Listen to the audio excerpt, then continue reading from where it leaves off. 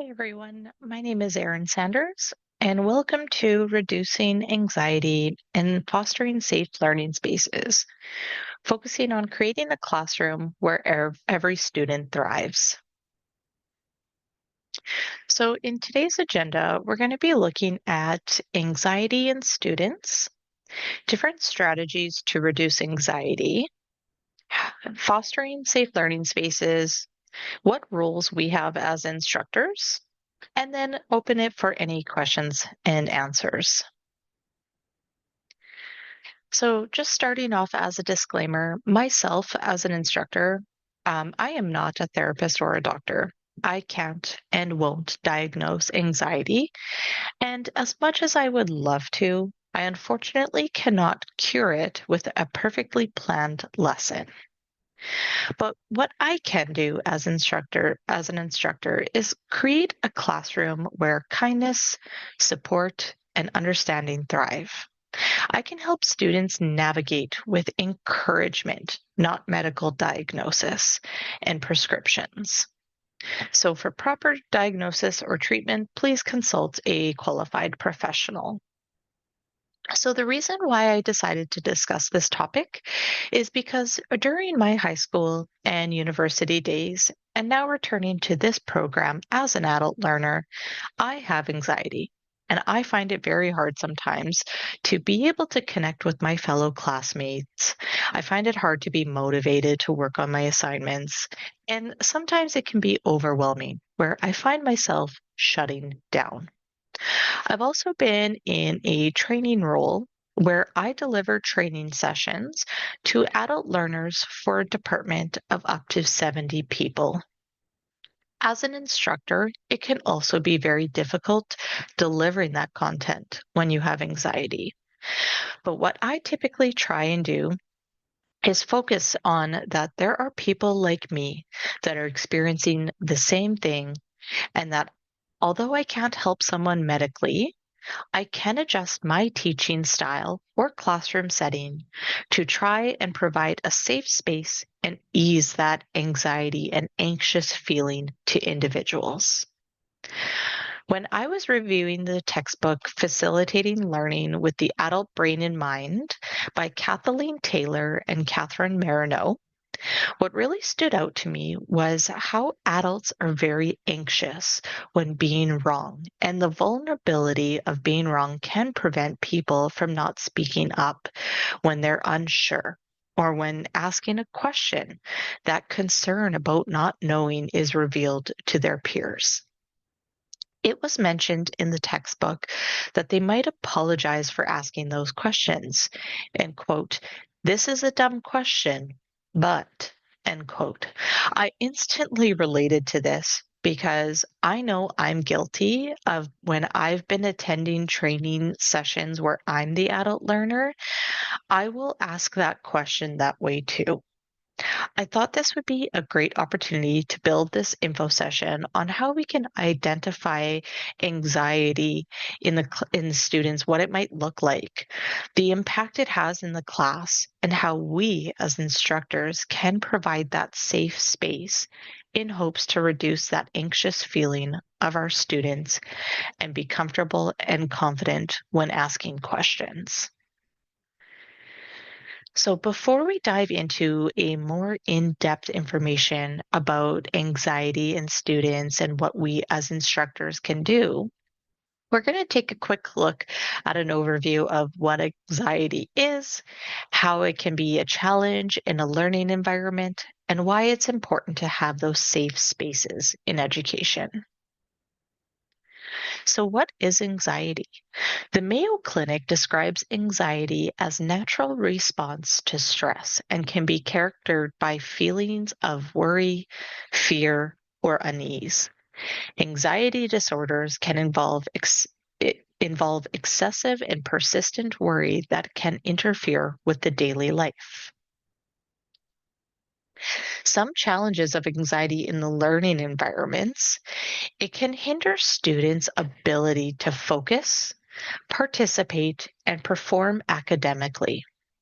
Interactions with teachers and their classroom environment can also contribute to that anxiety. which leads us into the importance of a safe space in education. So, we'll explore this more in depth throughout the session of how we can build a safe space in the classroom. But overall, the importance of having safe spaces in the classroom encourages collaboration and a sense of belonging, which is a major factor for adult learners to thrive. So, Stats Canada released a report in 2023 that the frequency of mood and anxiety disorders had increased. This highlights a significant rise in anxiety levels over the past decade. These trends reflect the growing mental health challenges faced by adults, particularly in the context of academic and professional pressures. I also just want to mention that this report was from individuals that were diagnosed with it. So there may be, adults or students, like additional people that have not seen a medical professional yet and haven't been diagnosed with anxiety. So this number could increase even more. So when we're talking about anxiety in students, it's important to understand, um, you know, what does it look like? So in the article, Why Adult Learning Anxiety is Like Learning to Fish in Phoenix by Lucas Myers, some common causes of why adult learners may have anxiety when returning to school include due to unfamiliar new technology. With the evolving online world that we all live in today, it can be overwhelming learning all this new technology from a student's perspective. And I also want to mention that even from an instructor's perspective, learning new technology can be overwhelming. There's an impact to our students that if we're using a new online system or tools, programs, that we as the instructors are struggling to use it, that's going to have some disruption to our students' learning. Students may feel out of place. So this is when adults return to school or any in-depth learning projects sometimes feel like they are in the unfamiliar territory, regardless of their educational background. This also ties into our next point here that Lucas Myers captured is the lack of confidence. So, adult learners at times may feel like they have that rusty study skills or writing skills, or the lack of confidence due to the fear of judgment of their peers when asking questions. So, individuals can be scared to ask those questions in fear of what they're going to look like in front of their classmates. And that also ties back into why some people might even prompt a question with, this might be a dumb question, but. And one of the last common causes that is captured here by Lucas Myers is the impact on personal life. So, in addition to the classroom setting, there's also the outside of the classroom.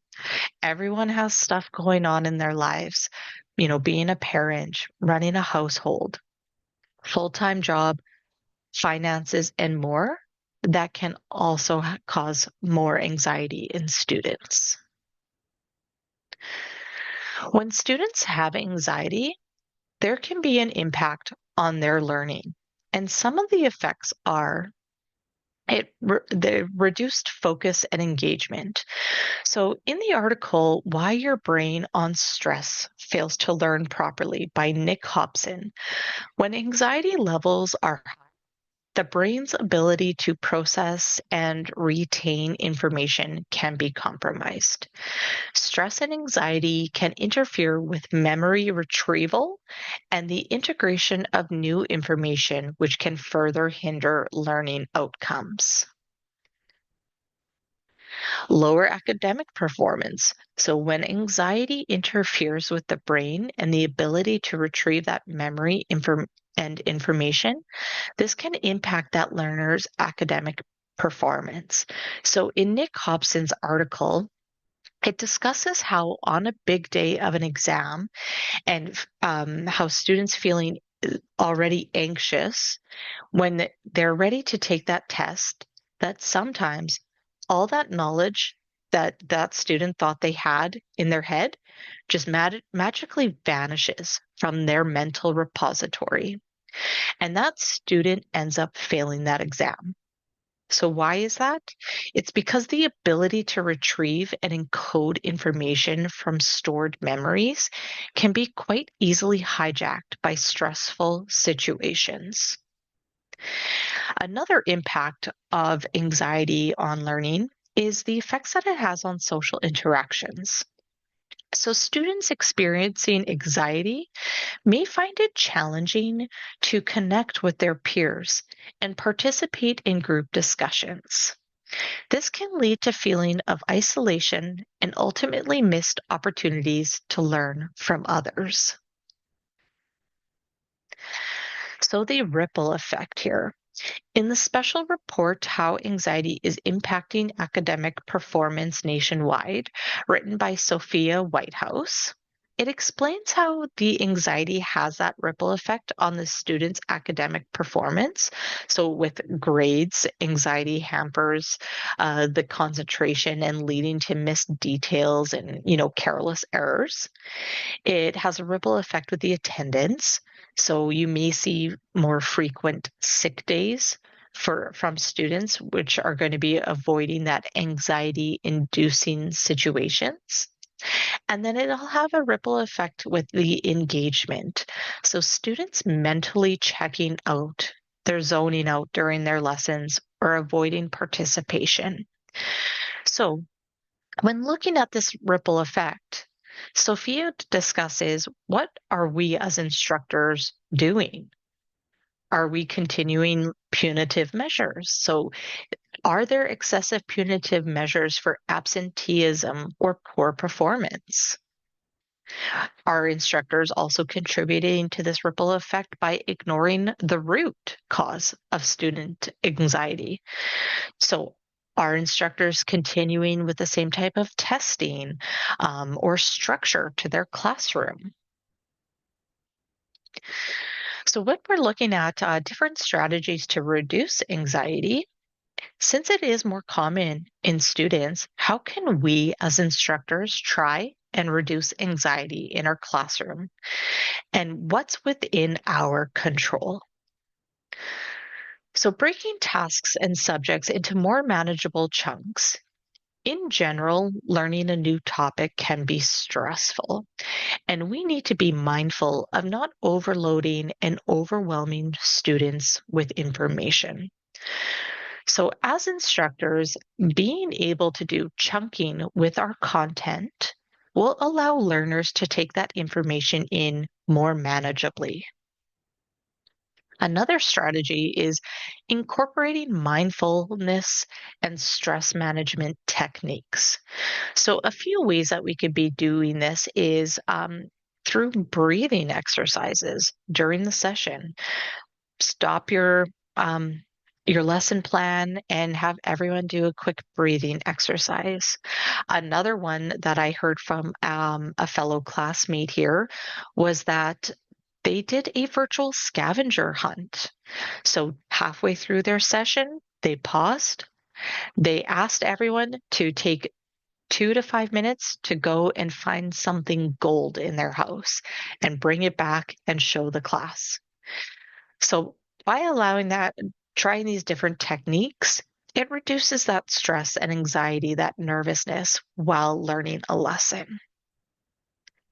Another strategy here is flexible classroom design.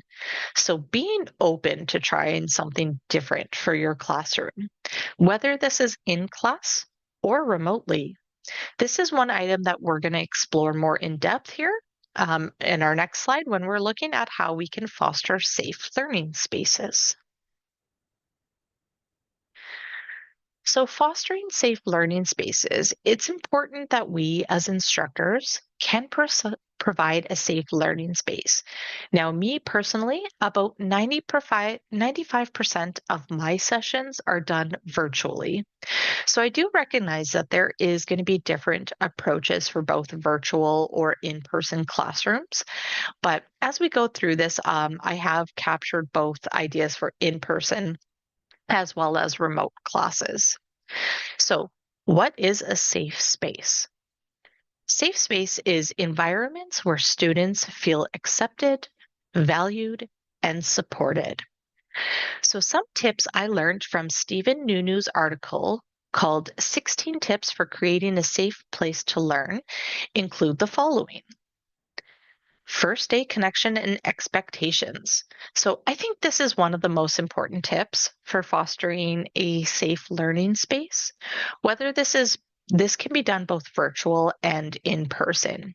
It's important to set those class expectations with your students that include behavior, participation, and assignment expectations. Laying that foundation of what your class is your class is about. It also by encouraging that open and respectful dialogue while recognizing the diverse backgrounds and learning styles of students. Another tip from Stephen Nunu's article is building a responsive classroom. So, creating an environment that adapts to the needs of all learners. This can include using different survey resources or interactive online resources for students to fill out and provide valuable insights from learners. And this also comes back to the information that can be applied by the instructor for future classes. It may also include, when building a responsive classroom, looking at student choice. So, such as opportunities for students to make choices in their learning, such as selecting topics, different types of topics for their projects, or choosing the format of their assignments from a variety of options. So an example of this would be allowing a student, instead of allowing like written responses from your student instead of a verbal response, or giving them the opportunity for doing a presentation in a smaller group or one-on-one with the instructor instead of in front of the class. Allowing that person, if they have to present on something, allowing that student to do a pre-recorded video that they can play in front of the classroom instead of standing up in front of everyone or, sharing online remotely there in front of their classroom as a live presentation. Another tip is promoting the peer interaction. So again, this can be done both virtually and in person. But when looking at online, breakout rooms on Teams and Zoom, where you can have your students work on exercises or go into the room and do brainstorming together. When in a classroom, being able to have the students shift their desks into a smaller group activity there. This fosters a collaboration between students, and it encourages those individuals to speak up in a smaller group if they might not be able or comfortable speaking in front of the classroom. Another tip is don't forget the shy kids. So what I really liked about this tip and I've used in my course before, instead of cold calling upon someone, you have an approach of warm calling. So you're giving a student a heads up that you're going to be asking a question.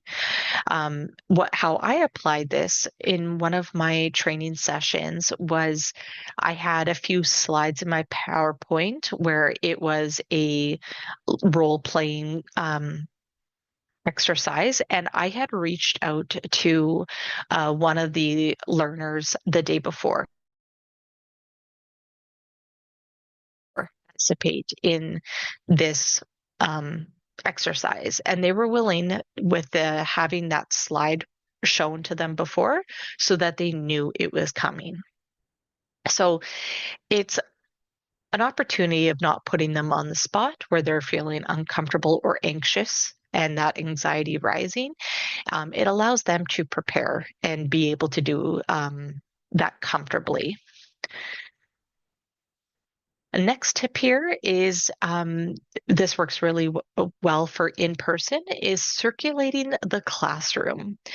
So, as an instructor, if you're able to circulate your classroom and stop by that student's desk to be able to connect with them one on one, it allows them the opportunity to ask you a question directly that they might have not been comfortable asking in front of the class. It's a powerful way to build that connection, empathy, and ultimately trust. And when looking at this, circulate the classroom in a remote setting, if you do have breakout rooms, the instructor can also hop into those different breakout rooms to be able to have like the smaller conversations. Another way is the instructor can encourage questions to be asked through a chat format versus in person, or offering up office hours as well, so that those students may be able to connect with them one-on-one after the session.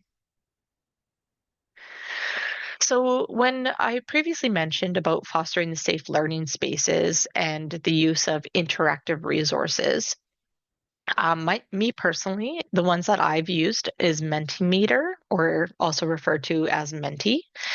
There's Slido, and a few that have been shared to me in my previous classroom that I have not used yet is SurveyMonkey, as well as Canva Poll. So if there's any ones that you have used in the past and you would like to share, feel free to post on the forum and I'll check them out. So when we're looking at all the different types of interactive resources, these can be used to a couple different ways to reduce that anxiety.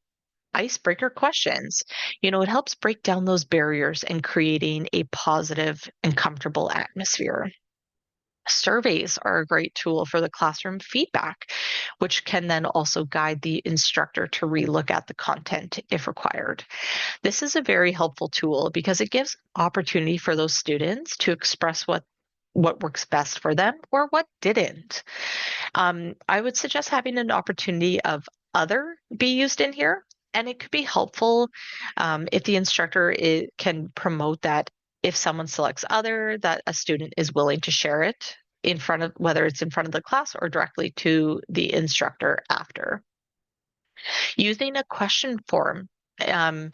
This is another great tool that allow people who are not comfortable speaking up in front of the classroom or in their peers to submit those questions.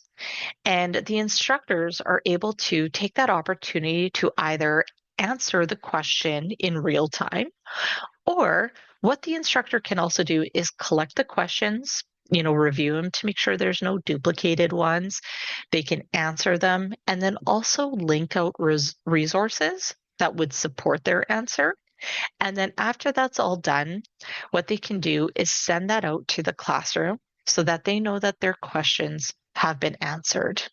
It's also an opportunity to see, oh, my fellow peers also are asking the same thing that I was wondering. So, as previously mentioned, instructor role is not to diagnose or treat anxiety, but it's how we can navigate through our classroom and lectures with keeping anxiety in mind. So some roles that we have as instructors is learning and preparing to act. So this is referring to knowing and know and promote different types of resources to students. So if you are at, for example, a campus, knowing what different types of campus resources are available and to promote those to your students. Me, for my work, we do have a assistance program with work. So knowing when to promote that to our learners. Another role for us as instructors is connecting with our students. It all starts with like at the beginning as even acknowledging our students by name and building that connection, empathizing with students and building a good, trustful connection. Building an empowering atmosphere in our classroom. So looking at different active learning strategies to minimize anxiety and creating an inclusive and equitable classroom. We as instructors can promote that classroom environment where all students are included and treated equally. We as instructors look at reducing testing anxiety. So are there different types of assessments that we could be using or shift to reduce that level of stress? So, for example, if you were doing an oral interview with your students, providing them a list of potentially 10 questions, and out of those 10 questions, allowing the student to select 3 of them and the instructor select 2 of them. But just being open to trying different types of assessments. And one last tip here for our role as instructors is promoting the effective academic skills. So, introducing different effective study habits or time management skills. That even stems from when we are providing our first initial lesson plans and sessions, is that we're like taking it in manageable chunks too, breaking it down in smaller chunks. And students will pick up or may mirror the way that we also teach, not doing a full long lesson plan. It just allows those students to be able to learn and also apply those effective study habits. So I wanted to take a moment to share a personal success story of how I was able to reduce anxiety and foster a safe learning space with one of my trainees. So in my previous role, I was in charge of like all the new trainees that would come into the department and train them on all of our processes and systems, etc. So we had these items called knowledge exchanges.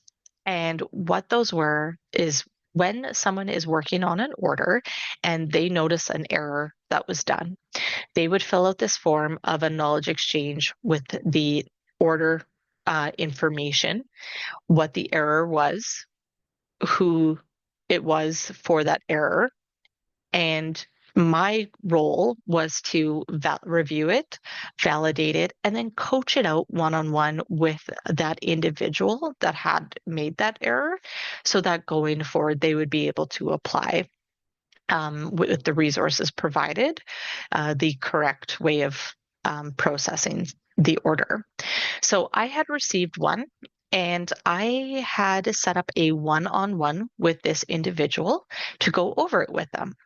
And they had mentioned to me before that it makes them feel really anxious because they were worried about how they would fail their coworker and how they thought that their coworker might view them because they made this error.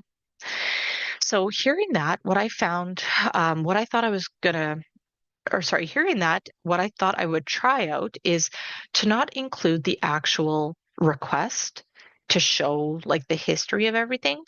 All I included was what the error was and the resource of what they would be able to view and apply so that it wouldn't occur in the future. So when I had this one on one with that individual, they were really happy to see this approach. And they didn't have that anxious feeling of this one on one. They knew that they had made an error, but the anxious feeling of what their peers thought had gone out the window. It wasn't there anymore. And now this individual actually promotes the importance of these knowledge exchanges. So I'm just asking if any one of you, if you are watching this video, um, is there any personal success story that you would like to share of how you were able to foster a safe learning space or shift your, um, whether it's your training sessions, exams, or assessment of someone that helped reduce that anxiety to that individual? If you have any questions, feel free to post them in the forum and I will respond here in the next 2 business days. I have linked out all of my references. And I also just want to include here as well that I have attached my online interactive resource links that if anyone wants to check them out to see if they can apply these different interactive resource tools to their class setting to be able to, if it might help reducing anxiety in their students.